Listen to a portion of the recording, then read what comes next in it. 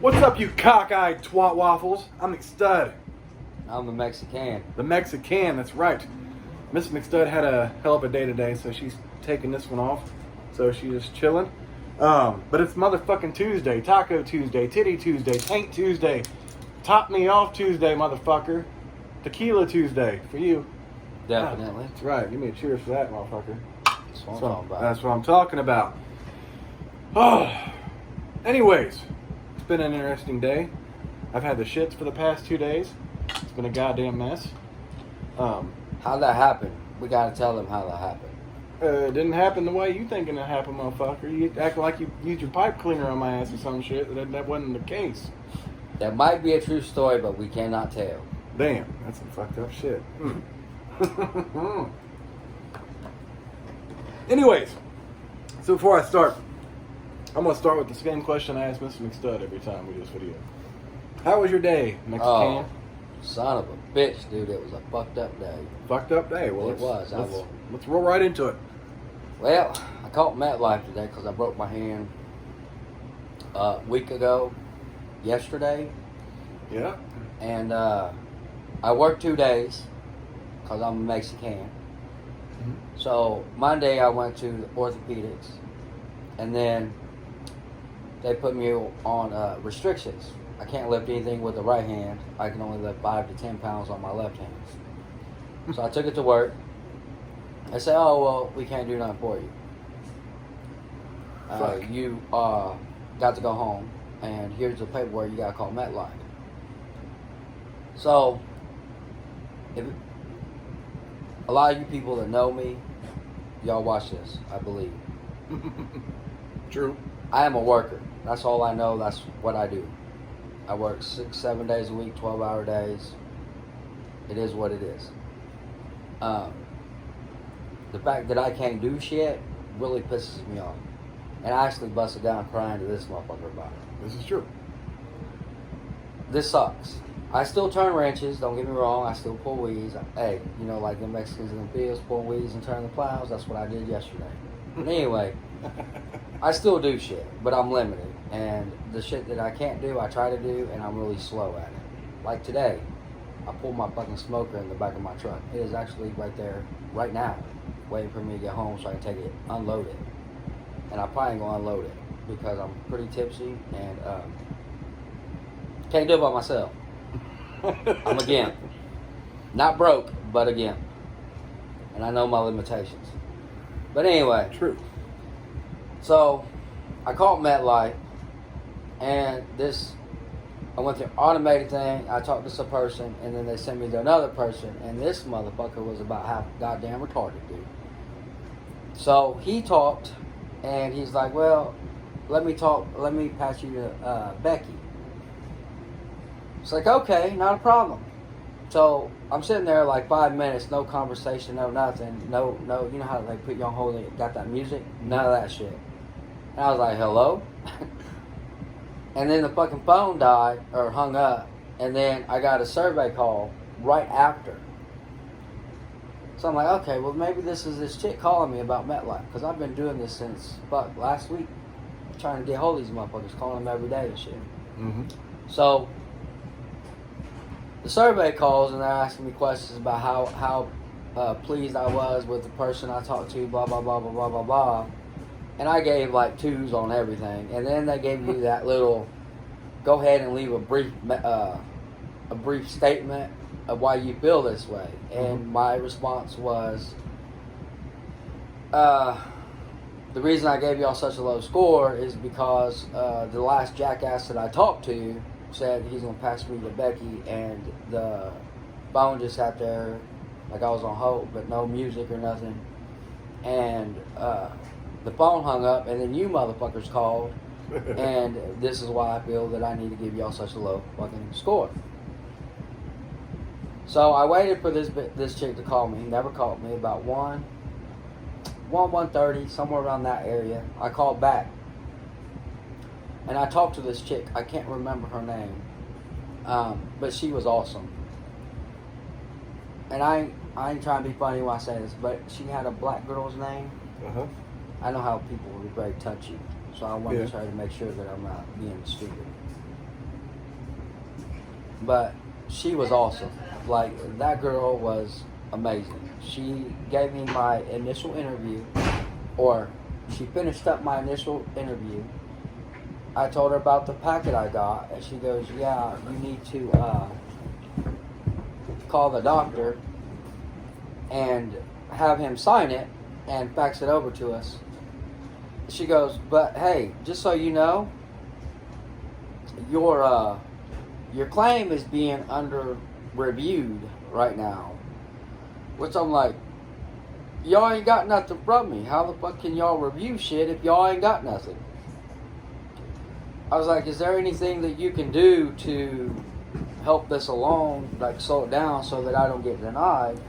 Because I'm going to be out for 4 weeks. Because the 28th of this month, I'm going back to the doctor. And I'm going to argue with that bitch to make sure that I go back to work. Because I can't do this shit. But I got off topic for a minute. So she told me what to do. So I came into town. I sat my... Oh, wait. Let me backtrack because I'm jumping ahead. I called the doctor's office. And no one answered. I left voicemail. This chick calls me back. And I answer and she's like, hey, you called about paperwork that the doctor needed to fill out for your short-term disability. I said, yes.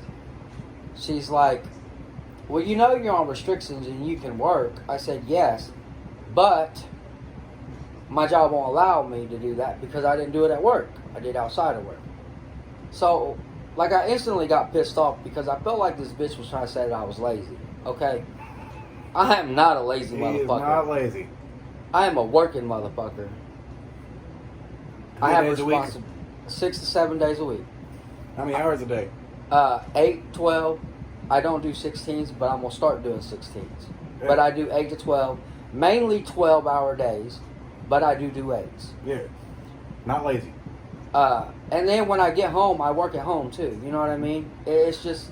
And my only day off, if I do get a day off, which is Sundays, because it's double time where I work at, and a lot of the senior staff like to try to take it every now and then. And then I argue with them, and then I get it. But anyway... on Sundays, if I'm off, I'm still fucking at home cleaning, doing shit around the house because I got to get my clothes ready for the next fucking week. So it's not like I do nothing and sit on my ass and watch TV and spank my monkey or whatever. I usually have somebody sit beside me take care of that for me every now and then. But we won't tell nobody. Oh, fuck. So it pissed me off. So I hurried from Moreland all the way to Newcastle. I was in like 60 miles an hour because I really wanted to give this bitch a piece of my mind.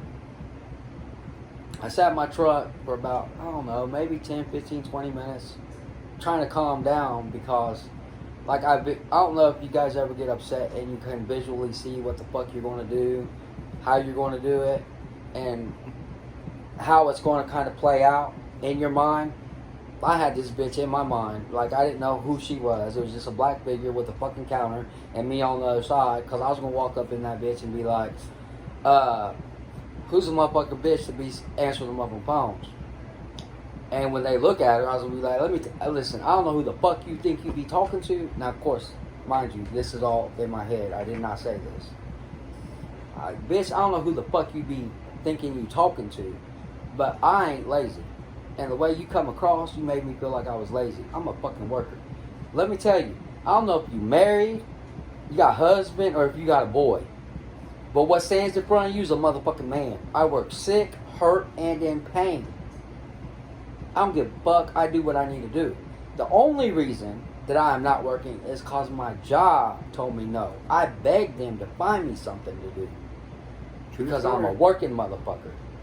So anyway, I played this out in my head, and I was gonna tell her that I'm a man. What stands in front of you is a man. Sick, work sick, in pain, hurt, don't matter. I'm gonna do me. And then I was gonna tell her that it must be nice to be able to have a job that you sit on your ass all goddamn day and answer fucking phones. Not everybody in this motherfucking world can do that shit. I was just gonna cut her throat with my motherfucking words, but the bitch wasn't there. I finally went in. I talked to the lady that sits in the front, and I happened to get the lady that was really close to the girl that sits in the chair that was empty, because if she would have been there, I promise you, and the people that watch this that know me know that I was gonna give her my motherfucking peace of mind and not give two shits. Like, I probably could have got arrested for verbal assault at this point in time because I was livid. That ain't no shit. And yeah, that was about that conversation on that one, bro. Like, but I'm really tired of these motherfucking peoples that work in these offices that get to sit down and not do shit, act like because I'm calling about what my job told me to do, that I'm being fucking lazy. Bitch, you don't know me. You don't know nothing about me. You have no fucking clue of what I do. You know what I mean? Don't come at me over the phone like you some kind of hard ass and act like I'm lazy. No, bitch, you got me fucked up. I ain't lazy. There ain't no laziness about me. How many times have you see me, I tell you all the time, man, I love to work. That's all I do. That's all I know. Exactly. I'm 43 years old. I have been working since I was 10 years old. Actually younger, but we can't count that because I really didn't do nothing. You know what I mean? I worked, but I didn't make money. I was just helping out here and there. You know what I mean? But at 10 years old, I started getting paid. You know what I mean? So don't tell me that I'm lazy. You got me and this. You got me fucked up. Yeah. I don't agree with that. And then I'm sitting here playing like I grew up on the street. All right, money's money. Money is my emotions. You fuck with my money, you fucking with my emotions. Yeah, big worm. You fuck with my emotions, you gonna get the ass into that deal. You know what I mean? Right. It is what it is. Yeah. And I feel like MetLife is trying to fuck with my emotions, and my money and my emotions, and I've been on their ass because you can't do that to me. Yeah. And we were talking about like similar shit earlier. Like sometimes people get into situations and no one wants to fucking pay a motherfucker. They pretend you're lazy. Like when I have like crazy back restrictions for my job, and it's like, well, why can't you find work? Because my back restrictions are fucking. No one's gonna fucking hire me to do this dumb shit. Cause I gotta sit down regularly. I gotta stand up, sit down. I can only do so much for so many period of time. But like, that ain't gonna work. Like I ain't motherfucking lazy. I just can't fucking help it, and it's fucking ridiculous. And your shit, like it's a goddamn mess the way these fucking companies work with people, thinking they're just trying to get an easy dollar and shit, and it's a fucking mess. Yeah, like listen, you motherfuckers watching this, and motherfuckers that ain't watching this, know there's a bunch of lazy motherfuckers that want to live off the government and then, you know, do other things on the side and get more money. But you got real motherfuckers that are working men, that's all they fucking know, that beg to go to work and fucking work and then get shit on. And then when you do what the fucking company tells you to do, then you got other motherfuckers trying to say, oh, you lazy, you on restrictions, but you can work. I understand that, bitch. I know I can work. You ain't got to tell me. I'm limited on what I can do. But my company's telling me this is what I gotta do, so this is what I gotta do. Give me my motherfucking money, go about your motherfucking way, and I go about mine, and I'd be happy as motherfucking hell. You know what I mean? Yeah. But when you fuck with my money, you fucking with my emotions, and this is what comes out. Fuck it. I don't give a fuck. I'm sure you motherfuckers don't. I'm sure you got motherfuckers feel the same way I feel right now. Can I touch a subject that you might be able to relate to, being Mexican? What's that? All these Americans worried about people from Mexico coming over and taking their jobs and shit. Yeah. They're doing jobs that these lazy motherfuckers don't want to do. I mean, listen. I was kind of curious about how you felt about that situation, because I know you've heard about it. Yeah, I hear about it all the time, and I'm just going to be honest with you. Yeah. Like, there is a lot of people out there. Now, I got to play devil's advocate, because there's truth and there's not truth. Okay? Yes, exactly. Truth is, there are companies out there, well, most companies do have to hire so many minorities in a company, okay? But at the same time, there is a lot of people who would rather sit on their asses and draw off the government and do they business. Mhm. And then they is the motherfuckers that's bitching about Mexicans taking their jobs. Mhm. Look, motherfucker, get up off your fucking fat ass, go apply, get the motherfucking job. Hey, that's devil's advocate. You do got motherfucking, you got your companies that have to hire so many minorities. Mhm. But, god damn it, it ain't 95% of them. The other fucking, I think it's, if I'm not mistaken, but it's either 4 or 5% that have to be minority, right? Yeah. And that's not just Mexicans. That's All around the board. right. So let's just say we're going to say 5%. Mhm. 95%, motherfuckers, get off your asses, go get a motherfucking job. Don't be blaming somebody else for taking your job when you're too fucking lazy to go out and motherfucking get a job. The jobs are there. Exactly. The jobs are there. Now, don't get me wrong. The jobs that don't pay more than what unemployment would pay kind of suck. You know, I can't. But argue most that. Mexicans take them because they're fucking illegal. I'm just Yeah. being, and I'm a Mexican, and I'm telling you, a lot of these illegals do not work for big companies. They work for like construction jobs Pays them because to the table. they can get away with that shit. Mhm. These big jobs, they gotta have their documentation. Mhm. A lot of these motherfuckers have their visas, their green cards, whatever the fuck you want to call them, Mhm. and they get the jobs. Don't hate because they doing it. Get off your ass and fucking get a job.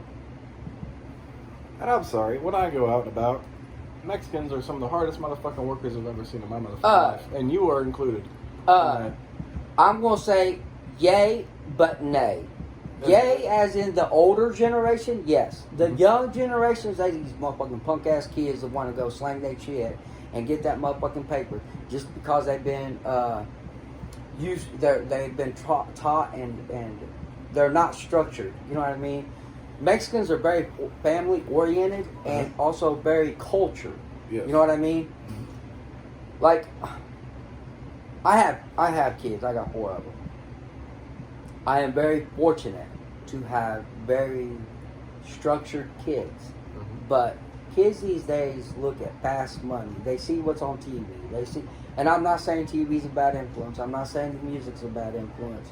But it helps mold kids if that's what they listen to and they get out of the structure and the cultures. Buster, it's okay. And that's in every race. Every race Yes. has their own cultures and everything. And, Absolutely.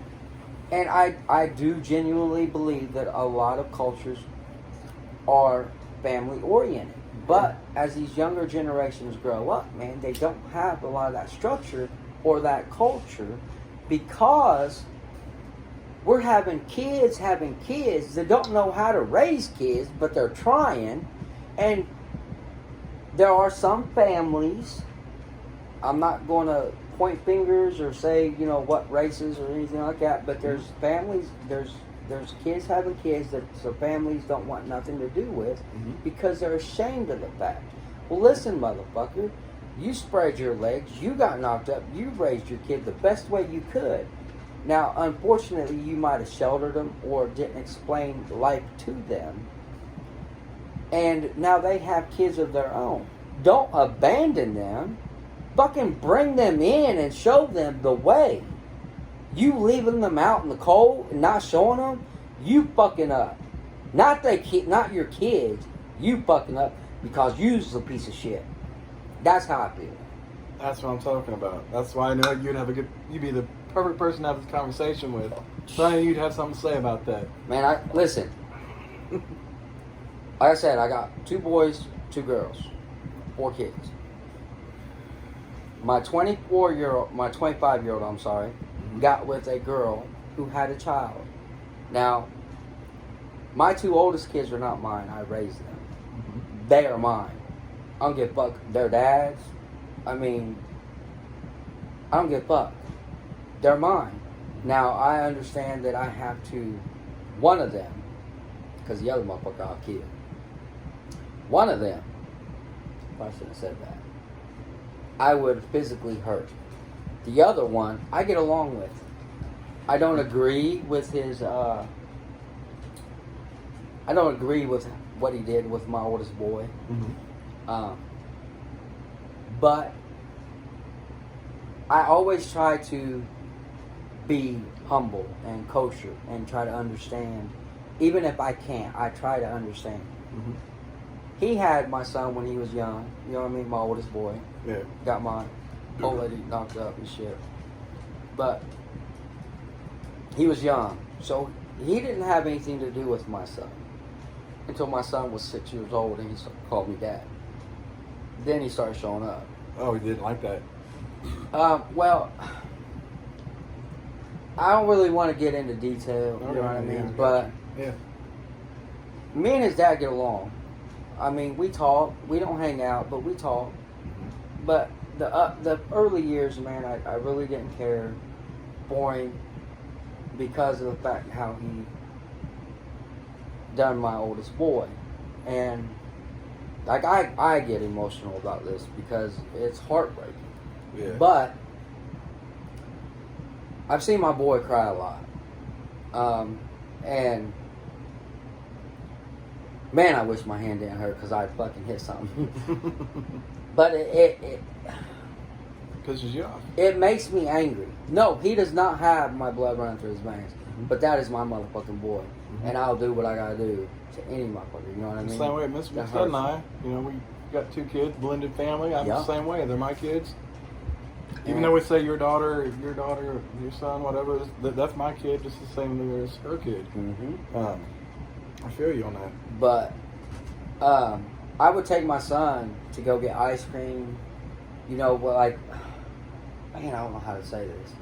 Like I would take him to go spend the weekend with him, and his dad was busy working. Mm-hmm. I knew the real reason. Mm-hmm. So I would go let my son know, hey, your daddy has to work this weekend. And he would get upset. He would cry. And it broke my heart, dude. Like, oh my God, it would break my heart. I bet. That's horrible. And I don't cry, you know what I mean? But I got choked up. Like, I didn't drop no tears or no shit like that. But I got choked up. Like, it really fucking bothered me. And, like, first instinct is just turn around and go beat the fuck out of him. You know what I mean? Yeah. Knock some sense into him. But then you gotta keep in mind that little boy is there crying already. Mm-hmm. If you do some dumb shit like that, that boy's gonna hate you because you fucked up his dad. Yeah. You know what I mean? So I get in my car and I'm like, Bobby, I'm sorry. I know it upsets you and hurts your feelings. How about we go get you some ice cream, go rent a movie, go get a game system, or, you know, rent a game system, or a movie, or a game. Go rent a game and we'll play this weekend and we'll have fun. Yeah. There's times I took him to the park. But when my boy got sick, he started calling me dad, and we was at his grandmother's house, and this is how this came about. But he started coming around. And I didn't like it at first. I really did not.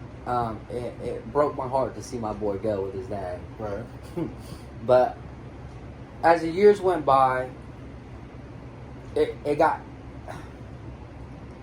didn't get easier, but I accepted it. And like I said, me and his dad now, we talk. There's no animosity.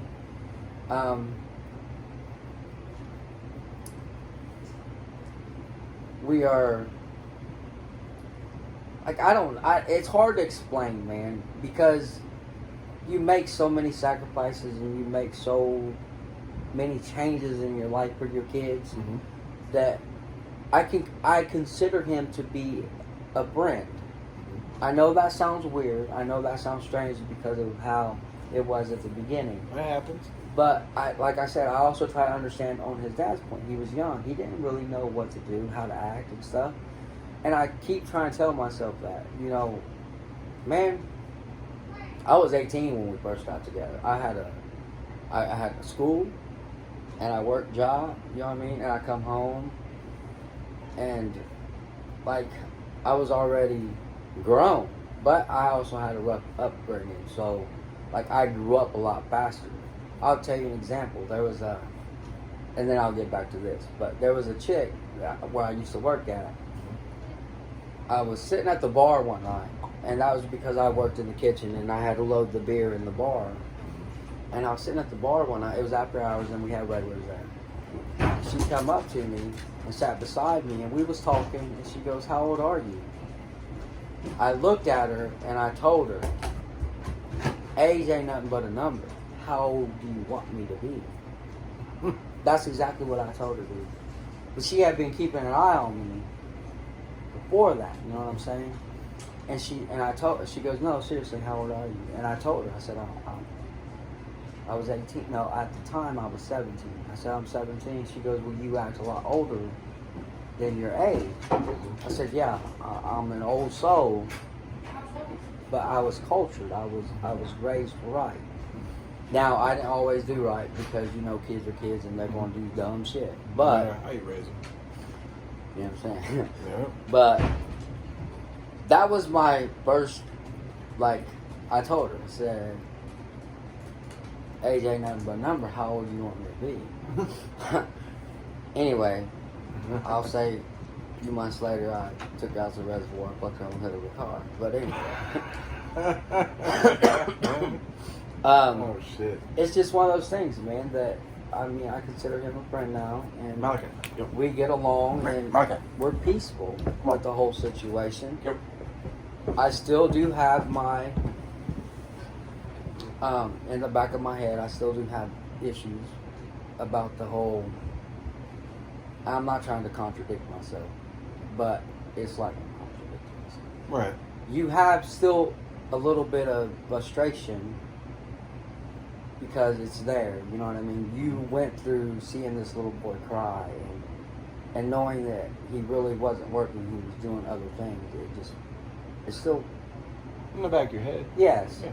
but I don't have any, like, when we talk peaceful. We're kosher. We get along.